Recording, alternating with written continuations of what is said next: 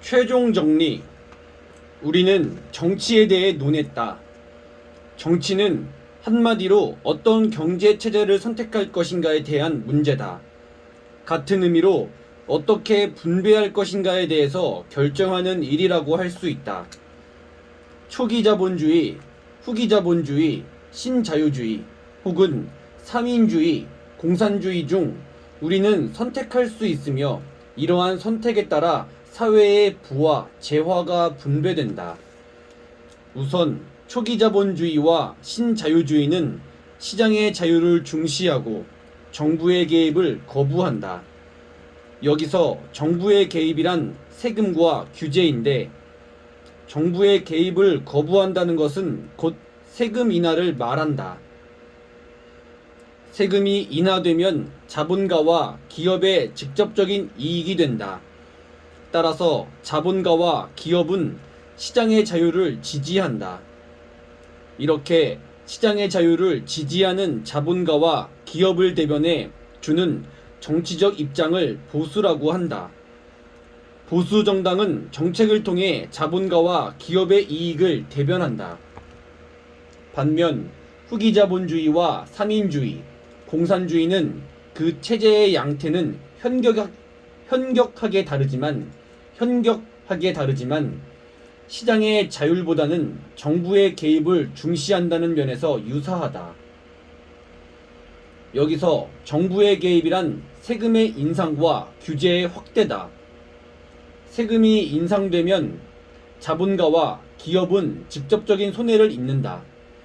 하지만 세금의 증가로 정부의 재정 상태가 좋아지고 복지 지출이 증가하면서 빈부격차가 줄어들고 노동자와 사회 소외계층의 삶의 질이 개선된다. 이렇게 정부의 시장 개입으로 복지를 향상하려는 정치적 입장을 진보라고 한다. 정당은 정책을 통해 노동자와 농민, 서민, 소외계층의 이익을 대변한다. 정치, 보수, 신자유주의, 시장, 정부, 세금, 복지, 기업이익, 초기자본주의, 진보, 후기자본주의, 시장, 정부, 세금, 복지, 소외계층 이익. 정치는 경제체제를 무엇으로 할 것인가에 대한 결정이다. 보수정당이 정권을 잡으면 그 사회의 방향은 시장의 성장이 된다. 반대로 진보정당이 정권을 잡으면 그 사회는 정부에 의한 분배로 방향을 잡는다. 그렇다면 누가 정부의 성향과 방향을 결정하는가? 정부의 성향과 방향을 결정하는 방식은 크게 두 가지다.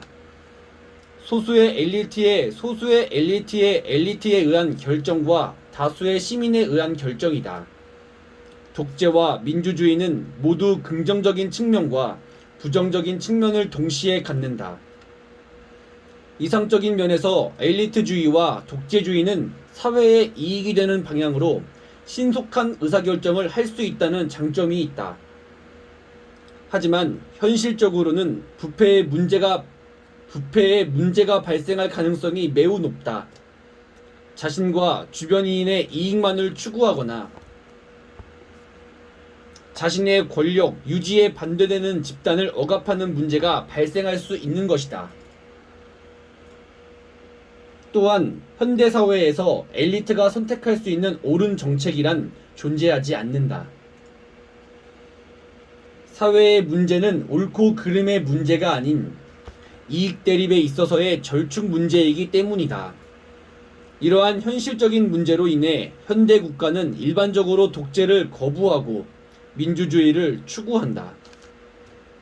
민주주의는 평등한 개인들이 자신의 이익에 부합하는 정당과 경제 체제를 선택하는 정치 형태다. 이익의 당사자들이 직접 자신의 이익을 대변하고 의사결정을 한다는 측면에서 가장 불만이 적고 안정적인 정치 결정 방식이다. 하지만 민주주의도 문제가 있다. 그것은 독재가 발생할 수 있다는 것이다.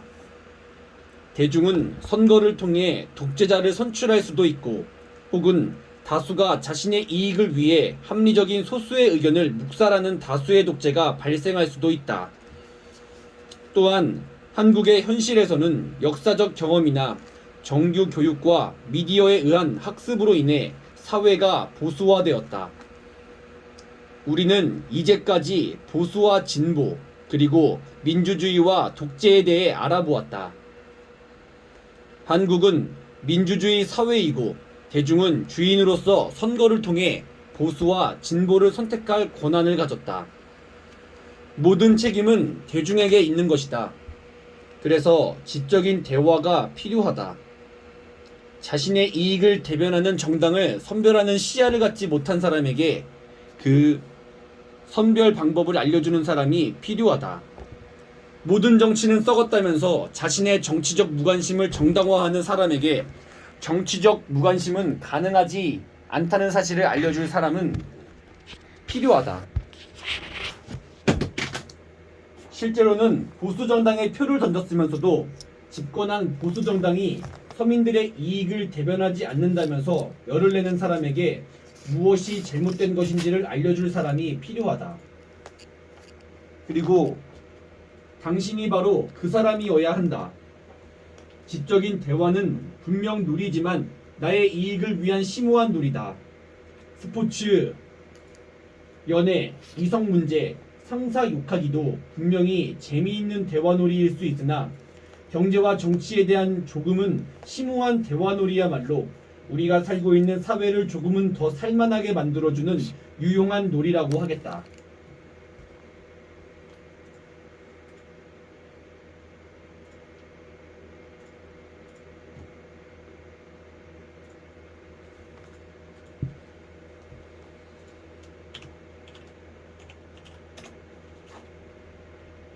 사회,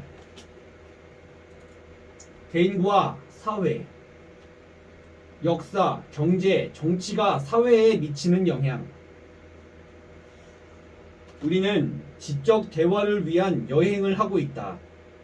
지적 대화를 위해서는 최소한의 교양이 필요하다. 최소한의 교양은 넓고 얕은 지식이다. 지적 대화를 위한 넓고 얕은 지식의 여행지로 우리는 지금까지 역사, 경제, 정치를 둘러보았다. 잠시 기억을 더듬어 보자. 역사는 누가 어떤 생산수단을 소유했느냐에 따라 전개되었다. 생산수단을 가진 사람은 권력을 소유했다.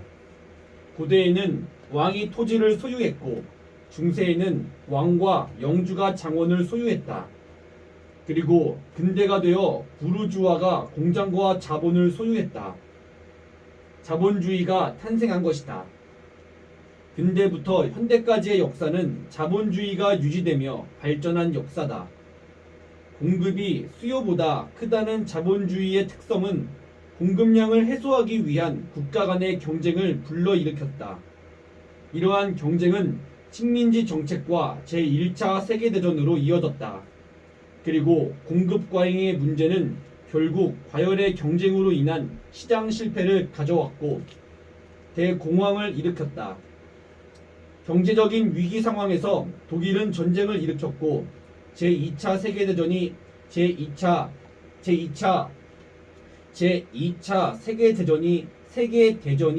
세계대전이 일어났다. 상황에서 독일은 전쟁을 일으켰고 제2차 세계대전이 일어났다. 종전 후에는 전쟁의 최대 수혜국인 미국과 소련에 의해 세계가 자유진영과 공산진영으로 양분되어 체제 경쟁이 시작되었다. 하지만 90년대 초 소련 붕괴와 함께 공산주의는 실패한 체제로 판결이 났고 오늘날의 세계는 미국 중심의 신자유주의 체제가 되었다. 역사가 우리에게 보여주는 사실은 역사를 움직이는 원동력이 기본적으로 경제라는 것이었다. 생산수단과 공급량 해소를 위한 움직임이 역사 전개의 원동력이 된다. 그러므로 우리는 역사라는 거대한 수레바퀴를 움직이는 축으로서의 경제를 이해해야만 한다. 그래서 우리의 두 번째 여행지는 자연스럽게 경제가 되었다. 우리가 이해해야 하는 필수 경제 체제는 크게 네 가지였다. 초기자본주의, 후기자본주의, 신자유주의, 그리고 공산주의가 그것이다. 각각의 경제 체제가 어떻게 발생하는지는 역사를 통해 알아보았다. 초기자본주의는 근대의 태동과 함께 시작했고 대공황 이후 초기자본주의의 문제점을 극복하며 등장한 체제가 후기자본주의와 공산주의였다. 후기자본주의와 공산주의는 초기자본주의의 문제점을 극복하려 했다는 공통점을 갖지만 후기자본주의는 자본주의의 문제점을 수정해서 자본주의의 체제의 존속을 연장한 반면 공산주의는 자본주의의 자체를 폐기했다는 차이가 있었다. 이후 두 체제는 냉전 체제하에서 경쟁했지만 소련의 붕괴와 함께 공산주의가 몰락했고 초기 자본주의로의 복귀를 주장하는 신자유주의가 등장하면서 세계 중심 체제로서의 지위는 신자유주의에게 넘어갔다. 역사를 통해 그 기원이 밝혀진 네 가지 경제 체제는 시장에 대한 정부의 개입이라는 기준에 따라 분류됐다. 초기 자본주의와 신자유주의는 시장을 중시한다. 정부의 개입을 줄이고 시장의 자유를 추구하는 체제다. 반면 후기 자본주의와 공산주의는 정부를 중시한다. 정부가 시장에 적극적으로 개입해서 시장의 문제점을 해결하자는 것이다. 정부가 시장에 개입한다는 것의 직접적인 의미는 세금이었다. 정부가 시장에 개입하면 세금이 인상된다.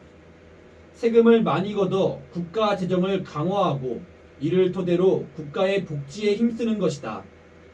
이렇게 되면 세금을 많이 내는 자본가와 기업은 불만이 늘고 노동의 의욕이 저하되는 반면에 노동자와 서민은 복지의 혜택을 받는다. 이와 반대로 정부가 시장에 개입하지 않고 시장의 자유를 중시하면 세금이 인하된다. 이에 따라 자본가와 기업의 이익이 증가해서 노동과 투자 의욕이 증가하지만 노동자와 서민의 고통이 가중된다. 경제체제의 선택 문제는 궁극적으로 계급 간의 이익 대결로 이어진다. 자본가와 노동자의 이익은 대립한다. 누군가 이익을 얻으면 다른 이가 손해를 본다. 이에 대해 어떤 사람은 자본가와 노동자의 이익이 대립한다면 어찌되었건 자본가의 이익이 우선되어야 한다고 주장한다. 이러한 입장을 정치적인 보수라고 한다. 반면 이익의 대립 상황에서 노동자의 이익이 우선되어야 한다는 주장도 있다. 이를 정치적인 진보라고 한다. 이렇게 경제적 이익 대립의 문제를 거쳐 우리는 정치로 여행지를 옮겨왔다. 정치는 사회의 부를 어떻게 분배할 것인가? 다시 말해서 누구의 이익을 우선시할 것인가에 대한 결정이라고 하겠다. 그리고 이런 결정을 하는 주체가 누구인지에 따라 민주주의와 독재를 구분했다. 궁극적으로 우리는 현대에 와서 이런 결정을 하는 주체가 시민 자신임을 보았으며 시민에 의해서 사회의 방향성이 결정되어야 함을 보았다. 그런데 실제 시민들의 선택은 자신의 이익에 따라 합리적으로 사회의 방향성을 이끌지 못하고 역사의 경험, 정규교육, 미디어의 노출에 의해 보수화된다는 것도 알게 되었다. 이제 지적 대화를 위한 우리의 여행은 정치에 이어 사회에 이른다. 한국 사회의 정치적 보수화는 사회를 살아가는 개인의 모습에 영향을 미친다. 사회 파트에서는 두 가지를 알아볼 것이다. 하나는 우리 사회의 모습이고 다른 하나는 그 사회 속에 놓인 개인이다. 우리는 개인과 사회에 대해서 알아보려 한다. 개인주의와 집단주의. 개인과 사회의 이익이 충돌할 때 누구의 편에 설 것인가? 개인은 사회 속에서 산다. 이 두 주체 개인과 사회는 너무나도 긴밀하게 연결되어 있어서 개인은 사회 없이 존재할 수 없고 사회 역시 개인들의 집합인 까닭에 개인 없이 존재할 수 없다. 문제는 이 둘이 잘 공존하고 있으면 될 텐데 그렇지 않고 갈등 상태에 놓이게 된다는 것이다. 개인의 권리와 사회의 이익이 대립하는 경우가 끊임없이 발생한다. 이에 대해서는 두 가지 견해가 있다. 어떤 사람들은 개인의 권리와 사회의 이익이 대립한다면 어쨌든 개인의 권리가 우선적으로 보호되어야 한다고 생각한다. 이 견해를 개인주의라고 하는데 이를 주장하는 사람들은 사회라는 개념이 실제로는 허구라고 생각한다. 사회라는 건 실제로는 없다. 사실 사회는 단순히 개인들의 총합일 뿐이다. 우리가 사회라고 말할 때 그 실체는 무엇인가? 우리의 동네가 사회인가? 국가가 사회인가? 어떤 사람에게는 세계가 사회일 수도 있다. 사회라는 어휘는 범위를 규정할 수 없으며 실체도 없는 허구라는 것이다. 다만 우리가 사회라고 언어로 쓸 수 있으니 실제로 사회가 존재한다고 착각할 뿐이다.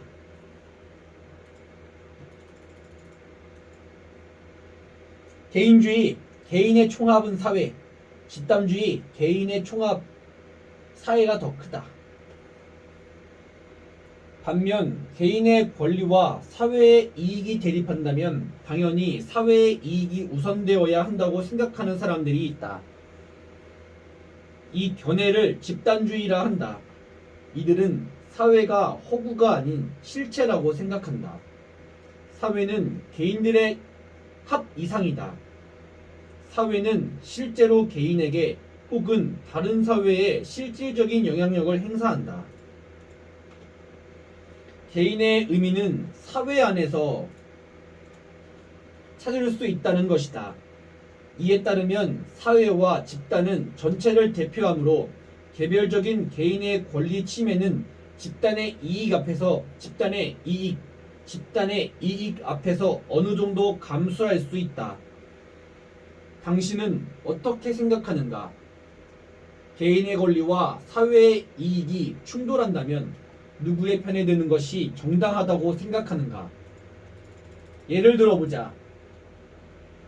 A 도시는 국가의 수도로 산업, 군사, 정치, 문화의 모든 측면에서 국가의 중추적 역할을 수행한다. 국가 총 생산량의 절반 이상을 담당하는 이 도시에 위기가 찾아왔다. 역대 유례가 없는 홍수가 났는데 엄청나게 불어난 물이 10분 후에 A 도시를 덮친다는 것이다. 홍수가 덮친다면 인명 피해가 예상되지만 높은 건물이 많으므로 인명 피해는 어느 정도 피할 수 있을 것 같다. 반면 막대한 재산 및 시설의 피해는 피할 수 없다. 산업 활동이 한동안 정지될 것이고 안보상 중요한 시설들이 물에 잠길 것이다. 이는 잠길 것이다. 잠길 것이다. 어딨어? 막대한 피할 수 없다. 이는 A 도시만의 피해를 넘어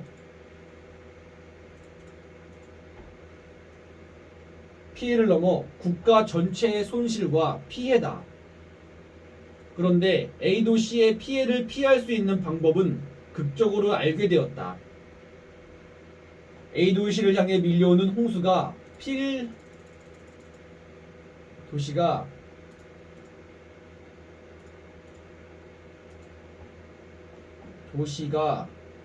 그런데 A 도시의 피해를 피할 수 있는 방법을 극적으로 알게 되었다. A 도시를 향해 밀려오는 홍수가 필수적으로 거쳐야 하는 길목이 있는데 그 길목의 댐을 폭파하면 홍수의 물길을 돌릴 수 있다. A도시는 전혀 피해가 없을 것이다. 다만 작은 문제가 하나 있다. 댐이 폭파되면서 물길이 변경되는 그 중간에 작은 시골 마을이 하나 있다는 것이다. 그 시골 마을을 이제 B시골이라고 부르자. B시골은 50여 가구가 모여있는 마을로 주로 노인들이 거주하는 농촌 마을이다. B시골로 홍수가 덮치면 재산 피해는 크지 않겠지만 인명 피해가 클 것이다. 현실적으로 대피시킬 수 있는 시간적 여유가 없기 때문이다. 더 큰 문제는 알고 보니 당신이 이 문제를 결정할 이 국가의 최고 권력자라는 것이다. 당신은 댐을 폭파하자는 제안을 수락할 것인가? 거부할 것인가? 당신이 선택할 수 있는 선택지는 두 가지뿐이다. 댐 폭파 A. 도시구황. 댐 폭파 X. B시골 유지.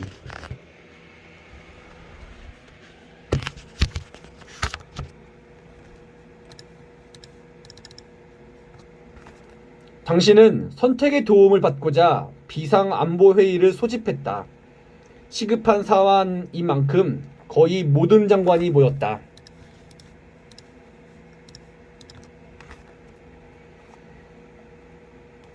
당신이 말했다. 아무래도 폭파해야겠지. 그러자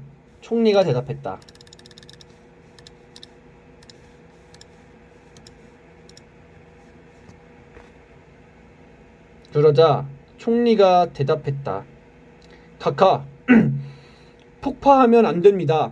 우선 A도시는 물질적 피해가 발생하지만 B시골은 100여 명의 인명 피해가 발생할 것이기 때문에 국가에 의한 살인이라는 시민들과 야권의 거센 비난을 피할 수 없을 것입니다.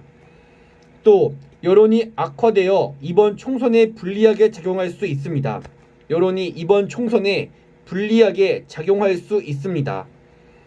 게다가 정치적인 이익을 떠나서 실제로 국민 개인을 선택적으로 살해하는 행위입니다.